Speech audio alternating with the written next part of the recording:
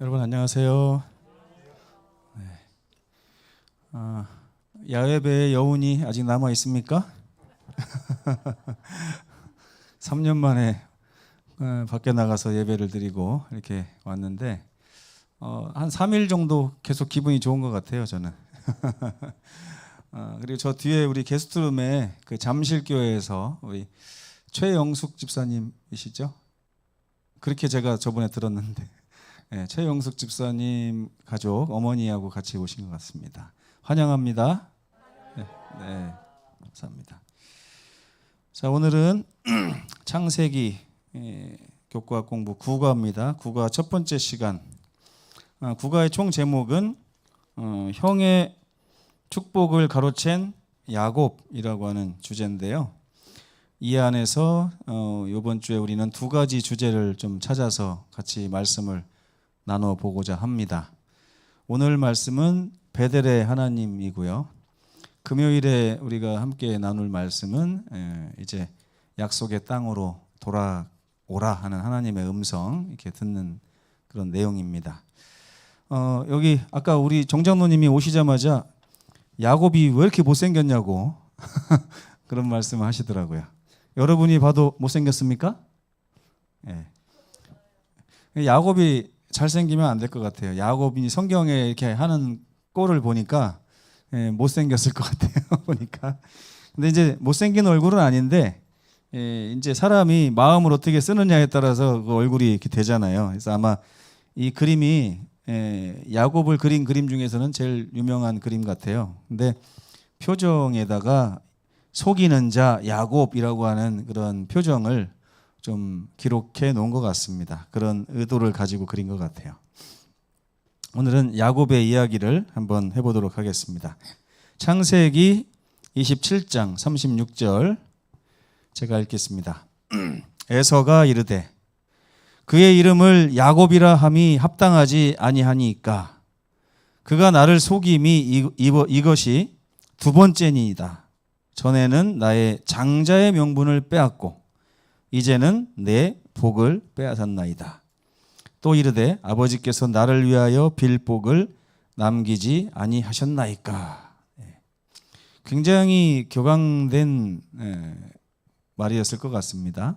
잘 아시다시피 야곱이 여기서 장자의 명분을 어떻게 뺏었어요? 팥죽을 이렇게 엄청 배고픈 에서에게 팥죽 냄새를 맡게 한 다음에 에서가 그 팥죽 좀 달라고 했더니 장자의 명분을 나에게 팔면 줄게 이렇게 했어요. 그러니까 이제 에서는 배고파 죽겠는데 빨리 내놔 그래가지고 이제 어쨌든 장자의 명분이 그렇게 넘어갔습니다. 그리고 나서 이제 아버지 이삭이 형 에서를 좋아해가지고 축복을 하려고 하니까 야곱이 엄마랑 이제 짜가지고 형처럼 막 꾸미고 목소리도 막 이렇게 해가지고 아버지 이삭의 이 축복을 다 가로채고 지금 뒤늦게 들어오니까 아버지가 축복을 다 줘가지고 없다. 그러니까 지금 울분을 토하면서 아버지한테 하는 말입니다. 그 이삭은 약속의 아들이라고 지난주에 배웠죠. 예.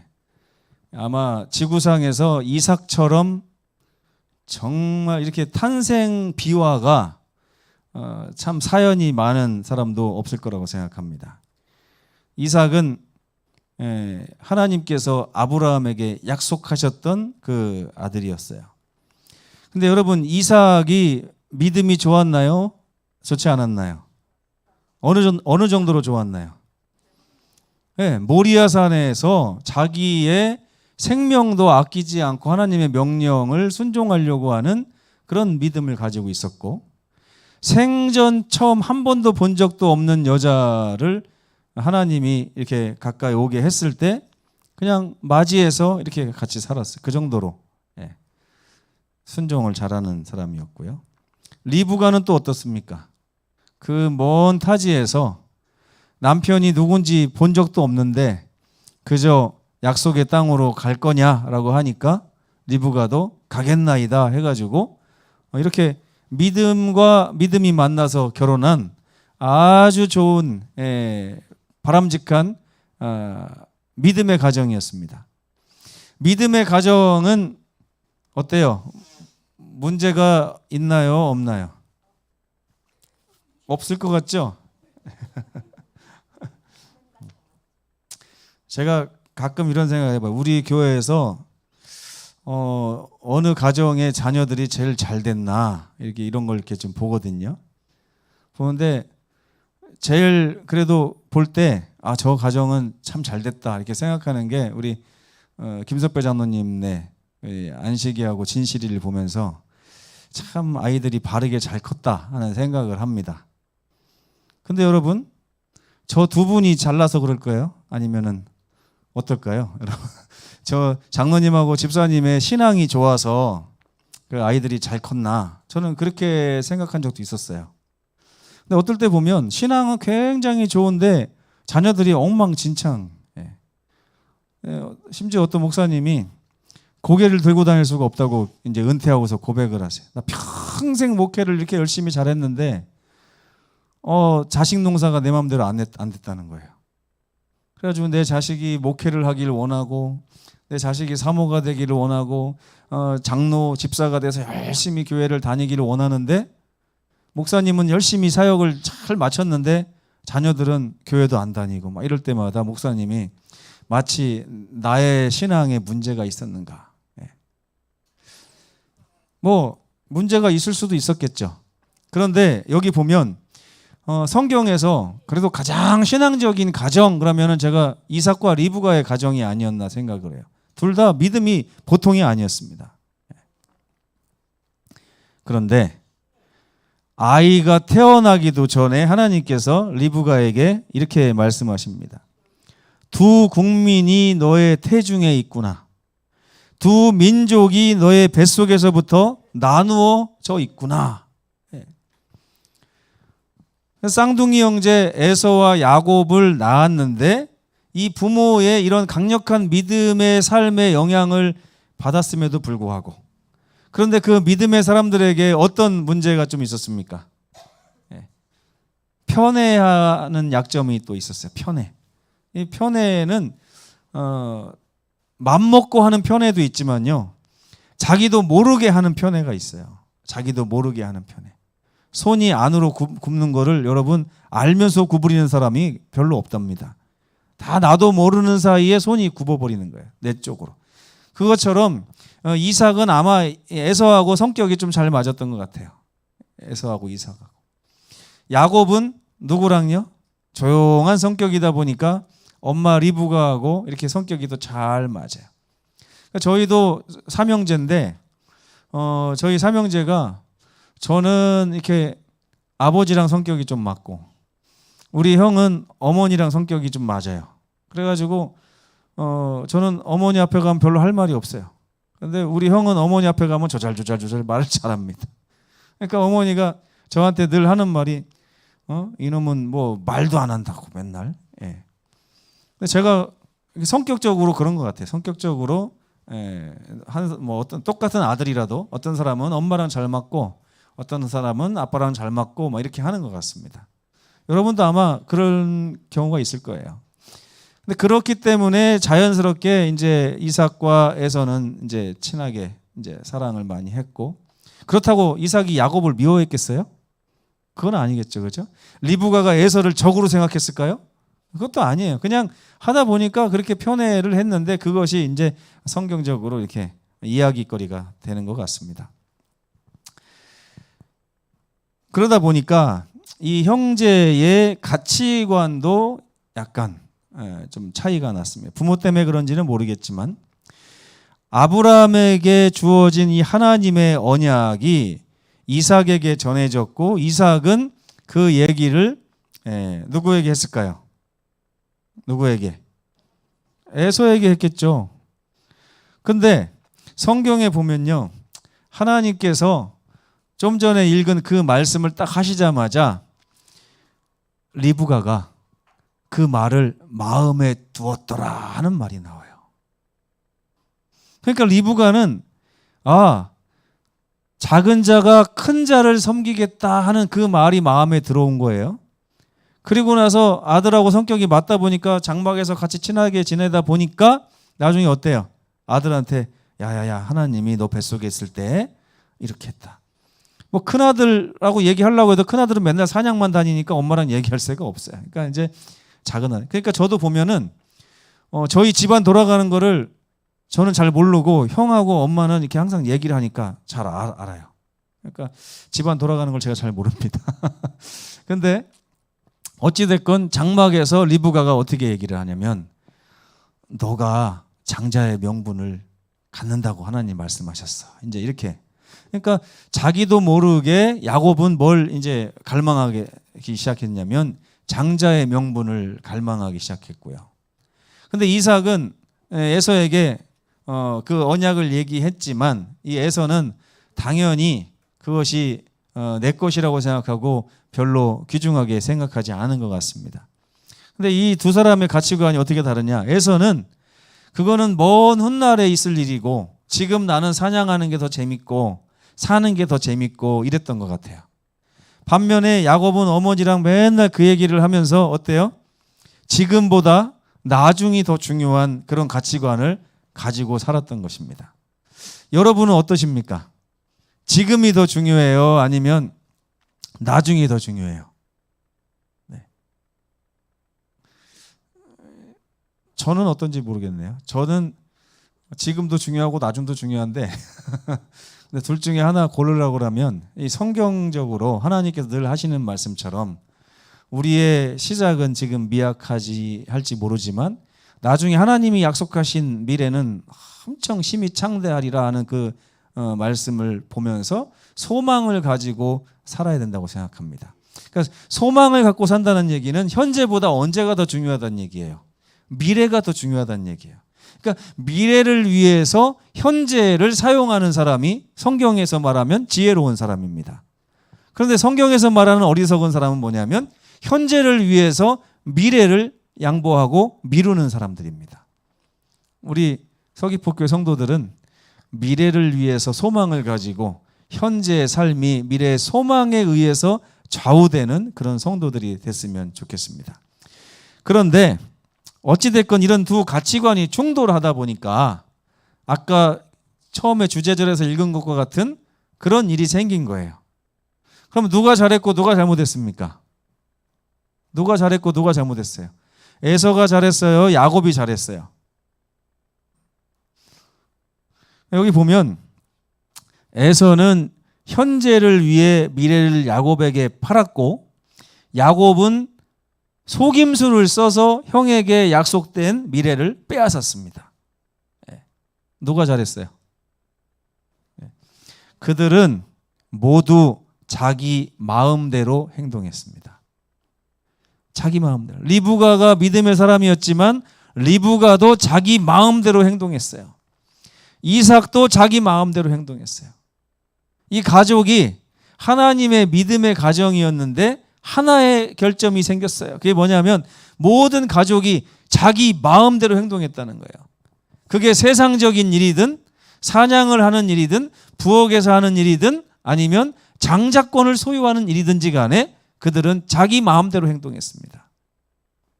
여기서 문제가 발생한 것입니다. 여기서. 야곱은 그래서 도망자가 되고 에서는 그래서 추격자가 됩니다. 도망자건 추격자건 그들의 잘못된 선택에 의해서 그들의 삶이 이렇게 망가져 가 있었던 것입니다. 이것이 바로 불완전한 인생의 특징이에요. 불완전한 인생들이 걷게 되는 길이 바로 이 도망자 혹은 추격자의 길입니다. 거기는 화목이 없어요. 그러니까 하나님께서 애초에 그 두 아이를 주시면서 계획했던 삶은 아니었던 것 같습니다. 하나님께서 계획한 삶이 아니에요. 그들은 자기 마음대로 행동하며 거기다가 하나님의 장자권을 갖다가 붙이기도 하고 하나님의 언약을 들먹이기도 했을 것입니다. 교회에서도 선교를 얘기하고 부흥을 얘기하지만 결국에 많은 성도들이 자기 마음대로 행동하고 주장하고 말하는 것입니다.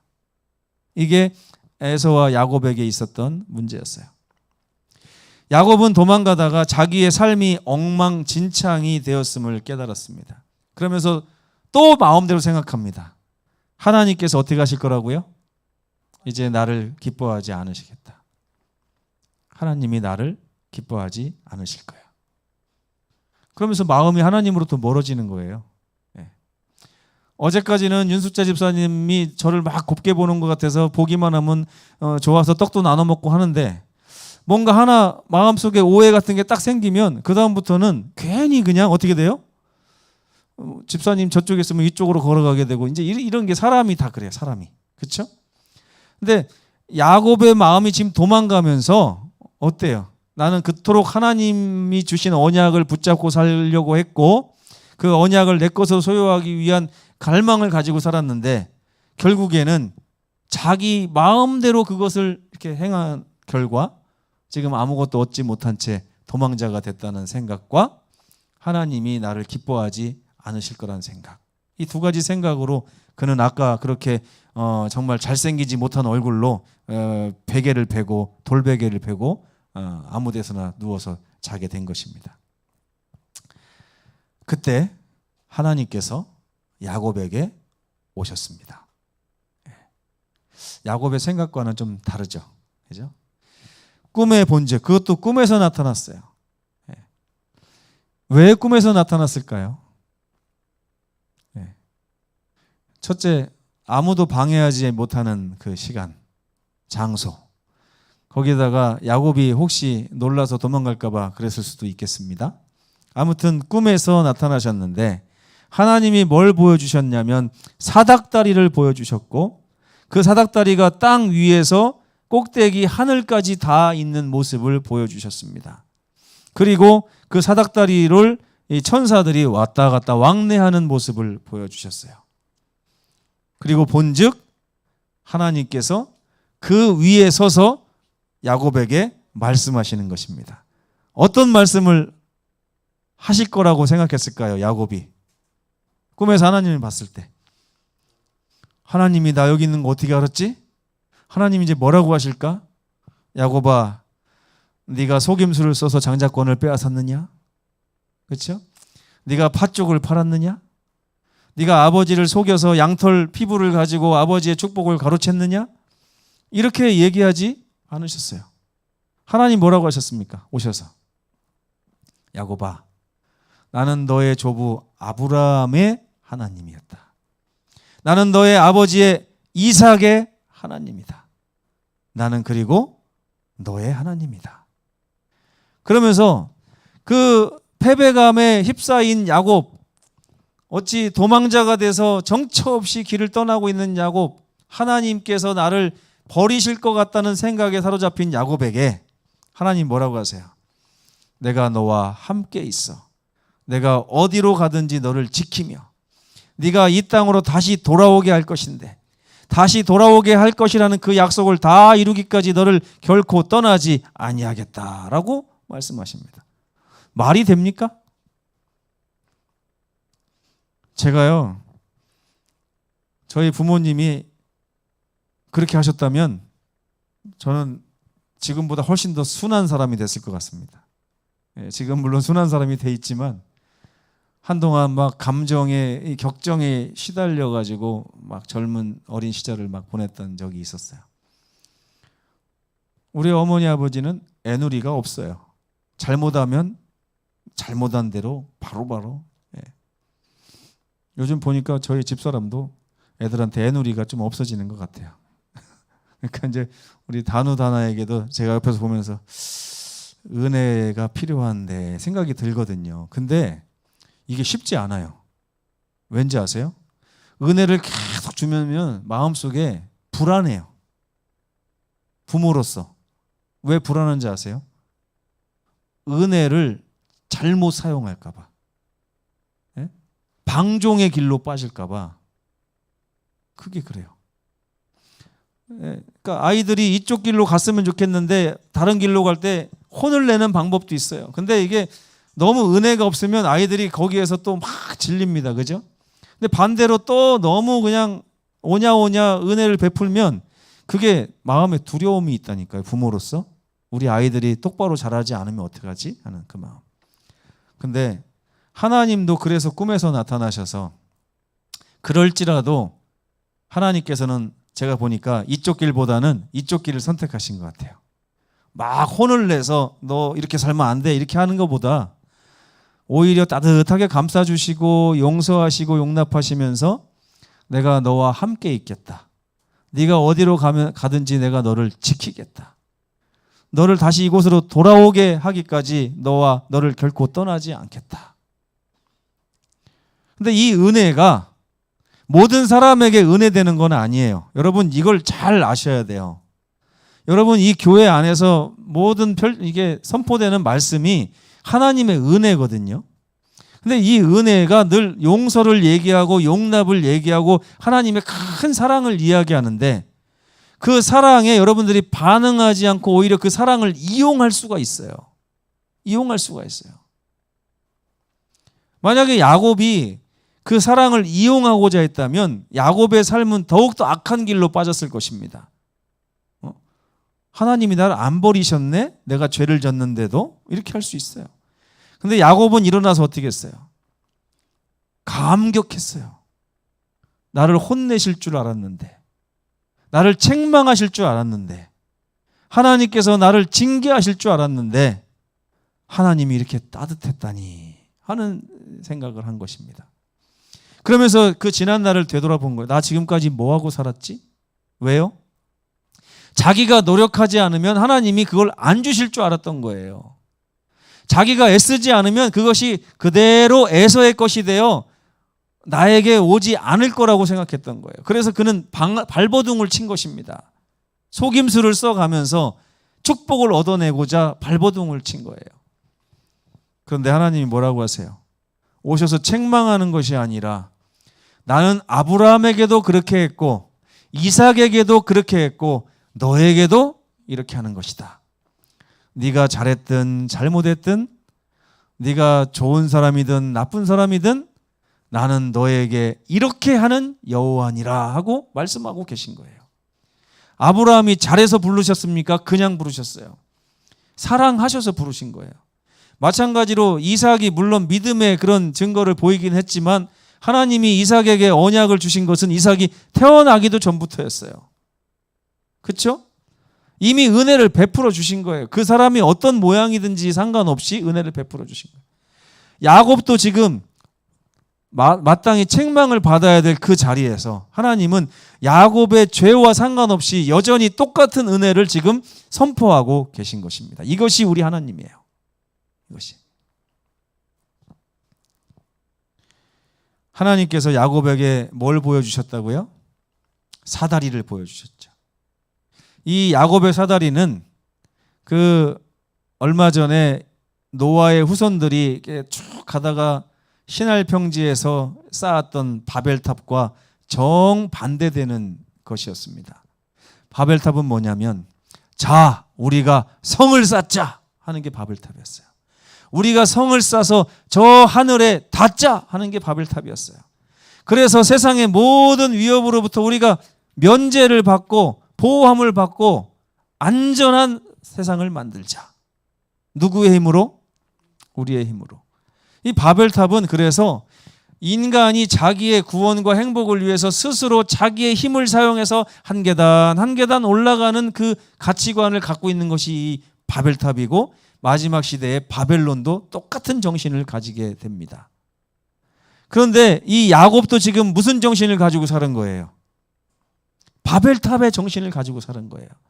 내 힘으로 축복을 뺏고 내 힘으로 팥죽을 끓여서 장자권을 사고 그래서 하나님의 축복을 내 것으로 만들겠다. 이 바벨탑의 정신입니다. 그런데 그렇게 해도 닿지 못한 하늘에서 오히려 하나님께서 은혜로 사다리를 내려주신 것입니다. 땅에 닿도록. 그리고 거기에는 천사들이 오르락 내리락 하면 사람들의 필요를 돌보고 맨 위에 계신 하나님은 계속해서 내가 너와 함께 있을 것이다. 너를 떠나지 않을 것이다 라고 말씀하시는 거예요. 이게 정말 중요한 개념입니다. 여러분. 하나님을 대할 때 하나님이 언제나 우리에게 은혜로 대하신다는 사실을 보시면서 야곱이 잠 깨어 일어나서 베개 삼았던 돌을 세우고 거기를 이렇게 벳엘이라고 이름을 졌습니다. 과연 하나님이 여기 계시거늘 내가 알지 못하였도다. 하나님의 집이라는 거죠. 그래서 야곱은 베델에서 하나님을 만나기 위해서 아무것도 한 일이 없었습니다. 하지만 하나님께서는 그의 행동과 상관없이 야곱을 사랑하셔서 도망자인 야곱에게 찾아오셔서 축복을 선포하셨습니다. 나는 여호와니 너의 조부 아브라함의 하나님이요 이삭의 하나님이라. 내가 누워있는 그 땅을, 지금 야곱이 왜 누워 있습니까? 잘해서 누워 있어요? 자빠져 있는 거예요. 자빠져 있는 거. 그죠? 죄 짓고 도망가다 자빠져서 자는 거예요 지금. 근데 하나님 뭐라고 하시는 거예요? 오셔서 너 빨리 안 일어나? 이게 아니라 내가 누워있는, 네가 지쳐서 거의 지금 고민에 쌓여있고 죄책감에 시달리며 누워있는 그 땅을 내가 너와 내 자손에게 줄 것이다. 이게 우리 하나님입니다. 베델의 하나님이 이런 하나님이라는 거예요. 아브라함과 이삭에게 말씀하셨던 하나님께서 야곱에게도 똑같이 말씀하셨습니다. 내가 너와 함께 있어서 지키고 인도하겠다라고 약속하시는 것입니다. 이것이 하나님이 하시는 언약이에요. 베델의 하나님은 용서하시고 위로하시는 하나님이십니다. 그분은 여전히 우리가 당신을 믿고 의지하고 따르고 감사하고 감격하기를 원하시는 거예요. 이 하나님 믿는 게 뭐가 그렇게 어렵습니까? 이 하나님 믿고 의지하고 따르는 게 뭐가 그렇게 힘듭니까? 우리의 생각이 야곱과 같이 바벨탑 쌓는 생각으로 살고 있기 때문에 하나님 섬기는 게 힘든 거예요. 근데 저는 오늘 여러분이 바벨탑 쌓는 신앙에서 돌아서서 하나님이 내려주신 사랑의 사다리를 바라보고 그 위에서 나에게 말씀하시는 하나님의 음성을 듣는 신앙을 시작하셨으면 좋겠습니다. 하나님이 야곱에게 약속하시는 그 약속은 아무 대가 없이 주어진 사랑의 약속이었습니다. 그리고 하나님은 그 약속을 결국 이루시는 장면을 이제 금요일 날 또 함께 말씀을 나누겠습니다. 우리 하나님이 우리를 저 천국으로 이끌어 들이시기까지 결코 우리를 떠나지 않으시고 매일매일 우리 삶을 그렇게 하실 것입니다. 여러분, 그 하나님을 놓치지 마시고 늘 붙잡고 따라가시는 우리 성도들 되셨으면 정말 좋겠습니다. 기도하시겠습니다. 고마우신 우리 아버지 하나님, 베델에 누워있는 야곱을 우리가 생각해 볼 수 있게 도와주셔서 감사합니다. 야곱의 그 바벨탑 쌓아 올리는 그런 삶을 주께서 불쌍히 여기시고 그가 실패하여 인생에서 낙오자가 되고 도망자가 되어 정처 없이 나그네 삶이 되어 돌베개를 베고 누웠을 때 하나님이 하늘에서부터 내리신 사랑의 사다리를 보게 하시고 그 위에서 아브라함에게 하셨듯이 이삭에게 하셨듯이 사랑을 말씀하시는 하나님을 만나게 하셨습니다. 하나님이 베풀어 주시는 이 은혜가 야곱의 마음에 약이 되고 감격이 되어 그는 일어나 베델이라 이름 짓고 그 후로 하나님을 의지하며 살았습니다. 은혜가 은혜되게 하는 삶을 우리도 살 수 있도록 도와주시옵소서. 하나님이 지금도 우리에게 같은 은혜를 베풀어 주십니다. 이 은혜가 우리 삶의 방종으로 이어지지 않을 수 있도록 아버지 우리 마음을 붙들어 주시고 함께하여 주시옵소서. 약속의 땅으로 돌아오라 하시는 말씀을 이제 금요일 날 듣겠습니다.